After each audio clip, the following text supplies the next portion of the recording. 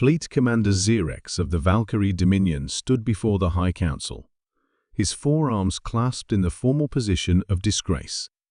The chamber's blue light cast harsh shadows across his craggy features as 9 council elders stared down at him from their elevated platforms. "Explain yourself, Commander," High Elder Moxara demanded, her voice amplified throughout the vast chamber. "You commanded our most advanced invasion force, 800 ships, technology centuries beyond the primitives of Earth. Yet you ordered a full retreat after merely 3 planetary rotations. The first retreat in Valkyrie history."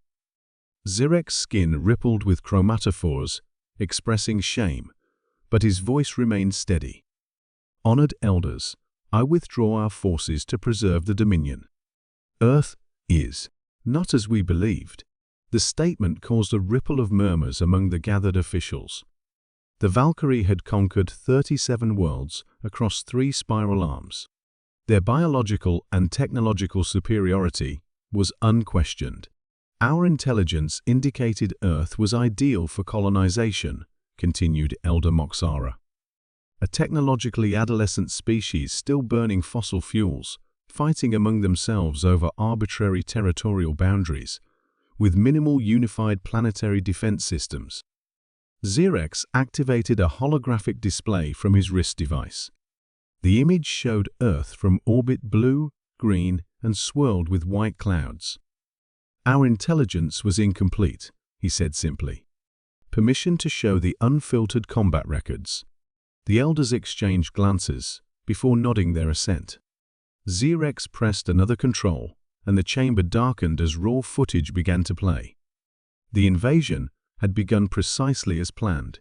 The Valkyrie fleet emerged from hyperspace in Earth's shadow, shielded from primitive detection systems. Dropships deployed in waves, targeting major population centers across the planet simultaneously.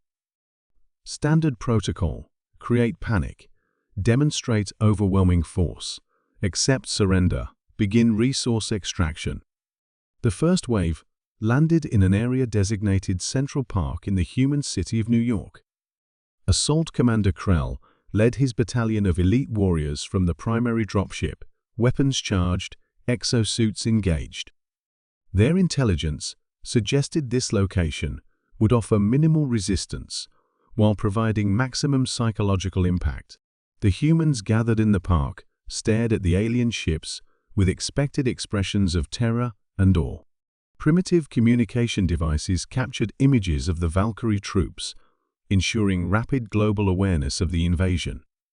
Commander Krell activated his universal translator and stepped forward to deliver the standard conquest declaration. "People of Earth, your planet is now under the control of the Valkyrie Dominion. Resistance is—" A small object struck Krell's exosuit, bouncing harmlessly off the advanced armor. A human child had thrown a rubber ball. The footage showed Krell turning toward the small human, weapon raised instinctively. Then something unexpected happened. An adult human male, completely unarmed and wearing only casual attire, stepped between Krell and the child. The human showed no advanced technology, no weapons, not even body armor. Just soft flesh facing military-grade weaponry. "You'll have to go through me first," the human said simply. Before Krell could respond, another human stepped forward. Then another. Within moments, dozens of humans, unarmed civilians, formed a line between the alien forces and the child. The footage jumped to other landing sites across the planet. In each location, a similar pattern emerged. Humans, despite their fear, despite their technological inferiority, stood their ground. They protected each other. They improvised. They coordinated without any apparent central command. In London, civilians evacuated underground transport tunnels that the Valkyrie hadn't detected in their scans. In Tokyo, elderly humans directed the young to safety with calm precision, while others created diversions. In Lagos, unarmed humans formed human chains to move the injured away from landing zones.